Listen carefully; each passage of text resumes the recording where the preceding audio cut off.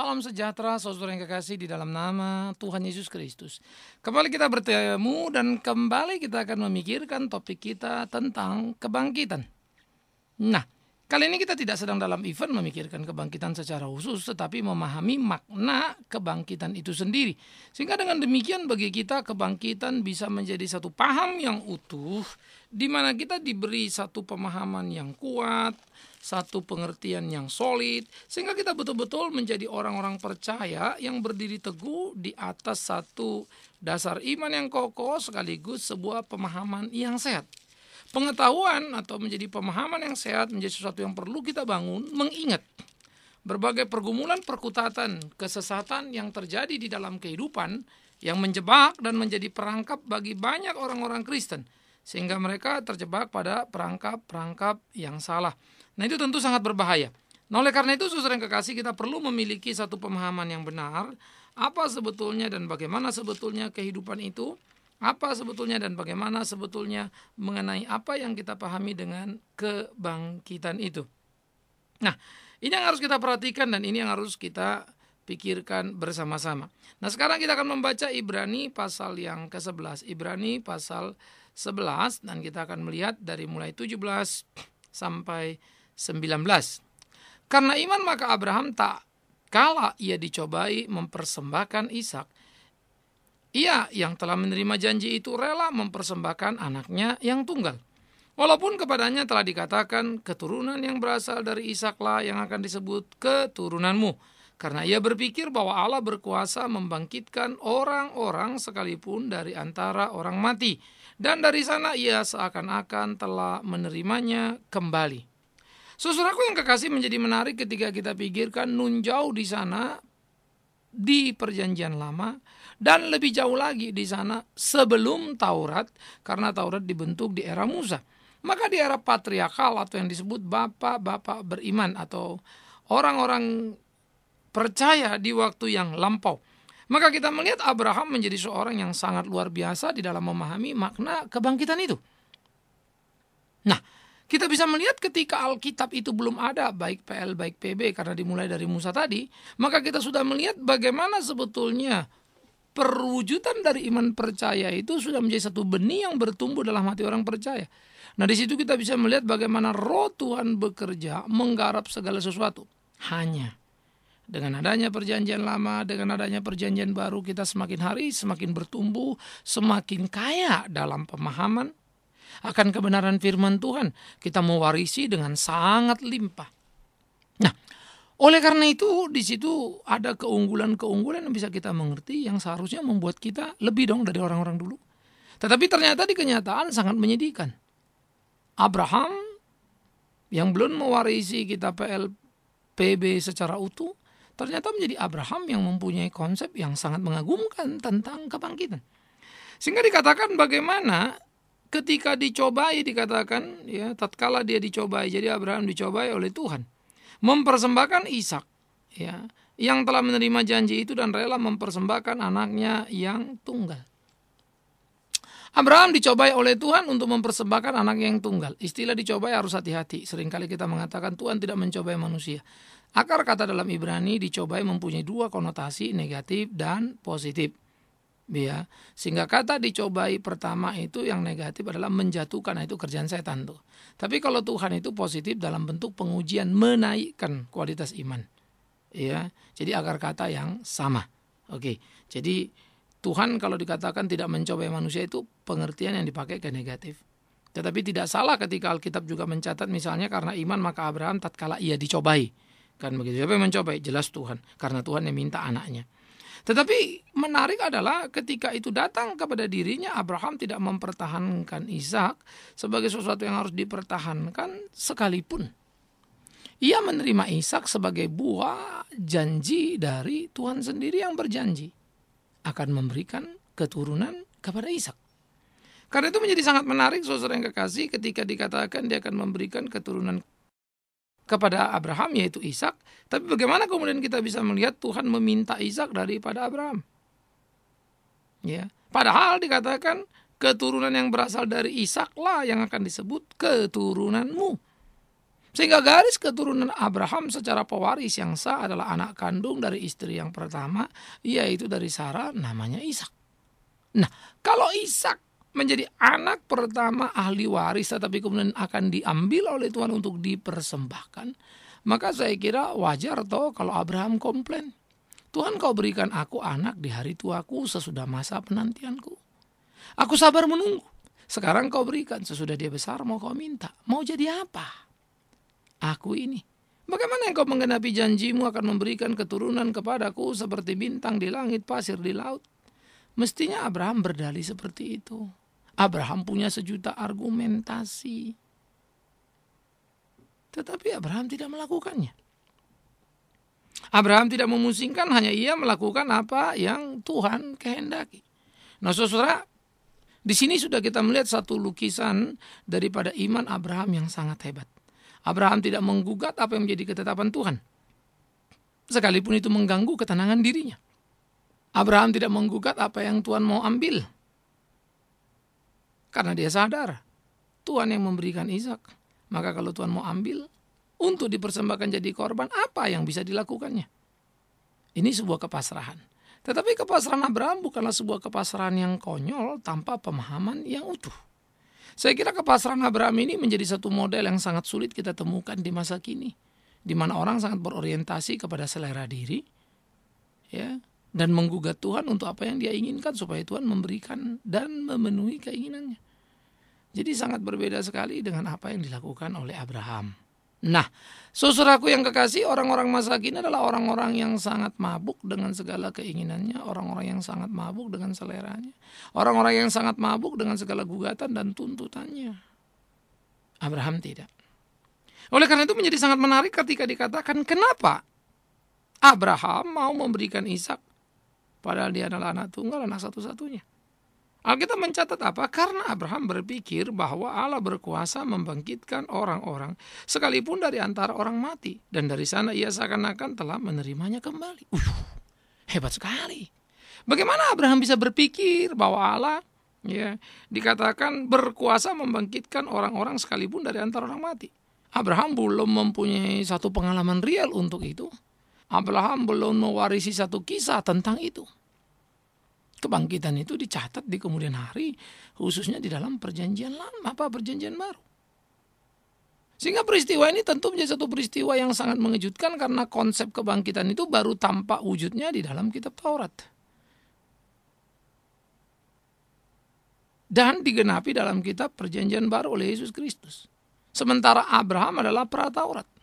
Bagaimana Abraham bisa berpikir seperti itu?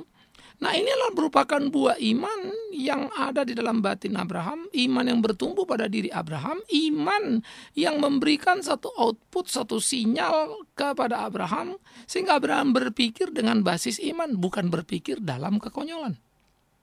Abraham berpikir berdasiskan iman, bukan spekulasi. Abraham berpikir berbasiskan iman, iman yang bisa dipertanggungjawabkan. Jadi Abraham berpikir. Dia memikirkan itu. Berpikir bukanlah sesuatu yang salah, bukanlah sesuatu yang dosa. Berpikir malah harus dan sudah semestinya orang-orang Kristen itu berpikir. Berpikir berdasarkan apa? Berpikir terikat kepada apa? Nah, itu yang penting, yaitu kepada kebenaran firman Tuhan. Berpikir kepada ketetapan-ketetapan yang sudah Tuhan katakan, Tuhan tetapkan di dalam kehidupannya. Dia mesti memikirkan apa yang menjadi kehendak Tuhan. Nah, ini yang menjadi sangat penting, saudara yang kekasih. Oleh karena itu ketika digugat, dia dituntut untuk berpikir tentang apa yang Tuhan mau, tentang apa yang Tuhan kehendaki. Maka di sini Abraham harus melakukan seluruh ketetapan-ketetapan itu. Nah, ini menjadi sangat menarik ketika kita memikirkan apa yang harus kita kerjakan di dalam keseharian kehidupan kita. Nah, saudaraku, Abraham berpikir bahwa Tuhan bisa membangkitkan orang mati, artinya iman Abraham sudah tumbuh dan menyadari betul akan ada kebangkitan orang mati. Nah, kebangkitan orang mati itu akan menjadi sebuah gairah yang jadi penting di dalam kehidupan Abraham. Jadi Abraham percaya Ishak bisa bangkit dari kematiannya. Bahkan dikatakan dan ia seakan-akan telah menerima kembali Ishak itu. Wow, bagaimana bisa ini? Nah, di sini kita melihat satu lompatan iman yang luar biasa. Sehingga konsep kebangkitan yang belum muncul di dalam Alkitab ternyata bisa ada di dalam kehidupan. Karena apa? Pekerjaan Roh Tuhan, bukan? Jadi Roh Kudus bukan kerja zaman PB. PL pun bahkan pra-PL. Penciptaan Roh Kudus sudah kerja. Kita seringkali membuat semacam pemahaman-pemahaman yang memilah-milah, yang memecah-mecah begitu ya. Sesuatu yang kemudian menjadi sangat berbahaya untuk dipahami. Sehingga kadang-kadang kesan kita itu sepertinya ada episode atau era di mana Allah Bapa kerja, Allah Anak kerja, Roh Kudus kerja. Ini sangat berbahaya. Nun jauh di sana Allah sudah memberikan hikmat kepada Abraham lewat apa? Ya sudah pasti Roh Allah yang kerja.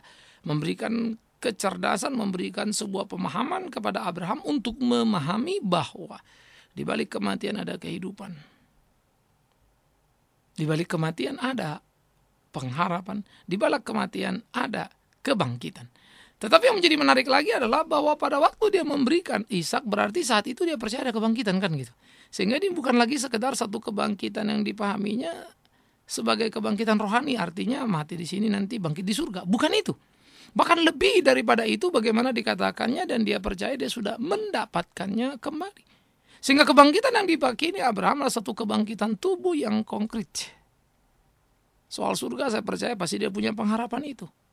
Tetapi kebangkitan tubuh yang konkret tadi yang dipahami, sekali lagi ini mencengangkan sebagai satu lompatan iman yang hebat karena belum ada sampel atau contoh yang bisa dipakai oleh Abraham. Nah, ini iman.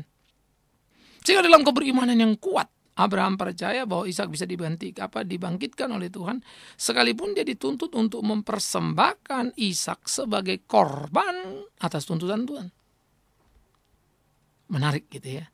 Nah, oleh karena itulah saudaraku kekasih, apa yang sudah dikerjakan, apa yang sudah dilakukan oleh Abraham menjadi sesuatu yang penting untuk kita pikirkan bersama-sama, sehingga bagaimanapun gitu ya, ia dikatakan berpikir bahwa Allah berkuasa membangkitkan orang-orang sekalipun dari antara orang mati, dan dari sana dia seakan-akan telah menerimanya kembali. Itu menjadi penting ya untuk kita pikirkan sama-sama, bahwa Abraham mempunyai kepercayaan yang solid, ada kebangkitan fisik, kebangkitan daging. Nah, ini tertera di dalam pemahaman iman rasuli misalnya, aku percaya kepada kebangkitan. Orang hidup itu akan bangkit, dan kebangkitan tubuh, kebangkitan daging begitu ya. Ada satu kebangkitan, ini menjadi satu penting di mana ada kebangkitan yang muncul. Tetapi ingat, di dalam pengakuan iman rasul itu mengacu kepada kebangkitan di dalam hidup yang kekal. Nah, sekali lagi Abraham di dalam hidup masa kini. Nah, waktu Abraham melihat itu, ini maksud saya adalah menarik lebih dekat lagi kekekalan kepada kesementaraan. Ini sangat menarik. Sehingga kebangkitan dalam kesementaraan yang diyakininya ternyata memang betul di Perjanjian Baru. Misalnya kita bisa melihat Lazarus yang dibangkitkan oleh Kristus. Jadi apa yang akan dikerjakan Yesus di kemudian hari? Apa yang dikerjakan Yesus ribuan tahun nun jauh di sana sebelum Abraham? Maka sesudah era Abraham, maka kita bisa melihat bagaimana Abraham melihat satu masa yang begitu jauh di depan sana dengan terang benderang yang hebat. Maka dia percaya ada kebangkitan. Pada masa itu, di waktu itu, satu kebangkitan fisik, ya, sebuah peristiwa yang kemudian terjadi di kemudian hari dalam kebangkitan Lazarus misalnya. Bentangan yang jauh tidak menjadi sebuah permasalahan, Abraham tidak mengetahui. Ya. Tradisi iman yang dituliskan menjadi tulisan yang kita sebut kitab suci belum ada, tidak membuat Abraham tidak mengerti. Iman menerobos, membawa Abraham kepada sebuah pengertian yang dicerahkan oleh Roh Kudus, Roh Allah yang menggarap dan memberikan pengertian sehingga Abraham bisa memahami apa yang tidak bisa dipahami oleh sekitarnya. Ya, ketika Nuh memberitakan adakan air bah, orang lain tidak ngerti. Ya, yang ngerti dekat dengan Tuhan ngerti akan melakukannya dan akan mendapatkan kemenangannya. Maka Abraham mendapatkan keberuntungan kemenangannya karena dengan iman kemudian dia mau mempersembahkan Ishak. Sehingga pada waktu Ishak mau dipersembahkan, tahu-tahu ada gantinya anak domba. Yang mau menggambarkan itu adalah Yesus Kristus sendiri sebagai ganti daripada kematian itu. Maka kita bisa melihat kebangkitan Kristus di kemudian hari yang akan kita bicarakan nanti merupakan sebuah refleksi yang sudah dialami Abraham di waktu yang lampau. Yang terjadi kemudian itu digambarkan di sana. Jadi sejak PL, ide atau konsep tentang kebangkitan itu sudah ada. Sudah. Bukan sejak PL, bahkan pra-PL. Sebelum Taurat itu dituliskan oleh Musa itu sudah ada. Nah, oleh karena itu ini sangat mengagumkan sekali, bukan? Karena itu menjadi agak aneh kalau kemudian orang-orang Kristen tidak mengerti kebangkitan dan tidak berorientasi kepada kebangkitan. Semangat hidup, bagaimana sekarang hidup kita berikan kepada Tuhan, supaya nanti kita dibangkitkan di dalam Tuhan untuk kemuliaan nama Tuhan. Kita terjebak pada perangkap yang salah, di mana kemudian kita pada akhirnya mengalami kengerian dan goncangan-goncangan yang menakutkan, yang membuat kita justru rubuh dalam kehidupan kita. Kita hancur, kita babak belur. Kita tidak berdaya. Wow, ini menjadi sangat menakutkan, saudara yang kekasih. Nah, oleh karena itulah di dalam pergumulan-pergumulan ini perlu untuk kita perhatikan dengan sungguh-sungguh, dengan serius, supaya kita bisa hidup seperti apa yang dikehendaki Tuhan dan melakukan apa yang Tuhan mau. Jadi kita perlu kuat dan tangguh, supaya di kehidupan kita betul-betul melakukan kehendak Tuhan kita. Nah, ini penting untuk kita pikirkan, kita gumuli di dalam keseharian kita. Untuk kita pikirkan, kita gumuli melakukan apa yang menjadi kehendak Tuhan kita. Sehingga dengan demikian kita bertarung dalam kehidupan kita, melakukan ketetapan-ketetapan Tuhan. Bertarung dalam kehidupan kita, menggarap seluruh apa yang kita garap di dalam pertarungan, berjalan bersama dengan Tuhan. Nah, ini menjadi bagian-bagian yang harus kita tumbuh kembangkan, saudaraku. Nah, disitulah kita dikuatkan, disitu kita diteguhkan, disitulah kita digarap untuk menjadi orang-orang yang kuat, orang-orang yang hebat dalam menggarap seluruh pelayanan pekerjaan Tuhan dalam kehidupan kita. Saudara yang kekasih, di dalam bagian-bagian seperti ini kita penting untuk menggarap seluruhnya di dalam pekerjaan memahami kebangkitan, supaya kita memahami di dalam satu perspektif yang utuh, karena kita sudah mewarisi dan mempunyai pemahaman yang jauh lebih lengkap dari siapapun, melintasi era apapun, karena kita mewarisi misalnya pemahaman kebangkitan pada diri Abraham pra-Taurat. Lalu kita juga mengerti semangat kebangkitan itu di dalam Taurat dan kitab para nabi. Lalu kita juga mengerti kemudian kebangkitan itu secara utuh dalam perjanjian baru di dalam Kristus Yesus. Karena itu sekali lagi, kalau Abraham bisa hidup dengan kekuatan untuk memahami kebangkitan sehingga mempunyai keberanian untuk mempersembahkan korban, dan korban itu adalah anaknya, bukankah mestinya kita yang sudah lebih jauh ini di era kasih karunia ini lebih berani dong dari Abraham untuk memberikan apapun dalam hidup kita. Jadi jangankan uang kita, harta benda kita, kedudukan kita kan. Bahkan kalau anak kita pun diminta Tuhan kan kita mesti berani, harusnya begitu. Oleh karena itu bukankah menjadi aneh dan tidak masuk akal kalau kemudian kita takut memberikan apa yang kita punya untuk dalam rangka memuliakan Tuhan. Aneh kan kalau kita hanya memikirkan dan berorientasi kepada diri.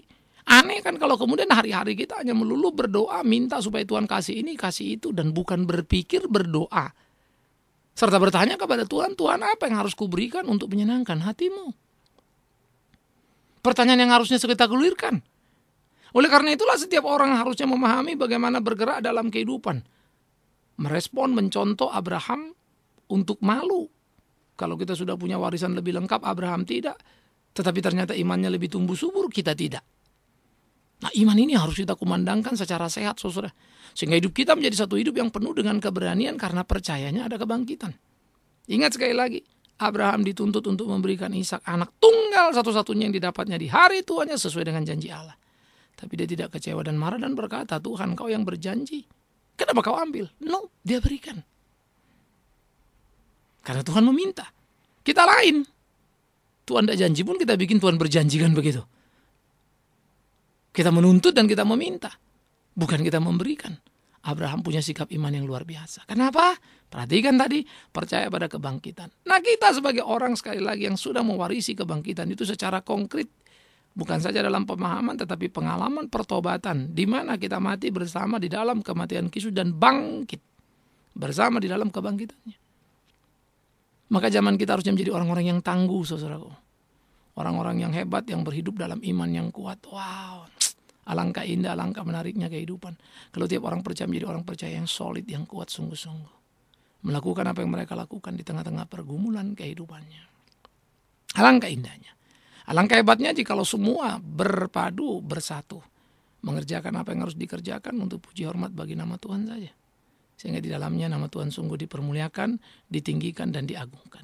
Nah, biarlah kiranya pemahaman kita akan kebangkitan terbukti di dalam kehidupan keseharian kita. Paling tidak pertama, kebangkitan membuat kita yakin hidup kita di sini hanya sementara, nanti ada kekekalan. Itu sebuah konsep. Tetapi yang kedua, yang sulit diukur tentunya ya. Tetapi yang perlu dan jadi mudah diukur adalah kebangkitan kiranya membuat kita terhindar dari ketakutan untuk melakukan kebenaran. Untuk melakukan kehendak Allah itu. Apa yang Dia mau supaya kita kerjakan tanpa menggugat dan berdebat. Ini perlu. Sehingga dengan demikian kita lakukan itu menjadi bagian yang memuliakan nama Tuhan kita. Oke? Jadi itu mulai bentuk. Tidak takutkan begitu. Untuk melakukan apa yang Allah mau. Itu penting. Nah, itu mulai bisa diukur. Dan yang ketiga, bukan saja tidak takut melakukan apa yang Allah mau, tetapi kita juga mau.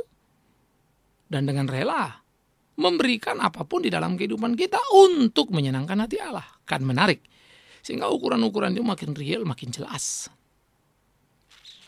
Sehingga kita mempunyai keberanian, mempunyai kerelaan. Nah, ini akan mewarnai dan mendominasi seluruh pelayanan kita. Sehingga pelayanan kita akan menjadi satu pelayanan yang menarik, saudara yang kekasih. Satu pelayanan yang luar biasa, satu pelayanan yang kuat, satu pelayanan yang hebat, satu pelayanan yang bisa membawa kita bergerak kepada satu kehidupan yang kita bisa nikmati, hidup yang bernada kemenangan, hidup yang luar biasa, hidup yang menakjubkan. Oleh karena itu sekali lagi, biarlah kita belajar dari apa yang dipahami oleh Abraham menjadi sebuah pemahaman yang kuat, pemahaman yang sehat di dalam kehidupan kita sebagai orang percaya. Kalau Abraham bisa, mengapa kita tidak?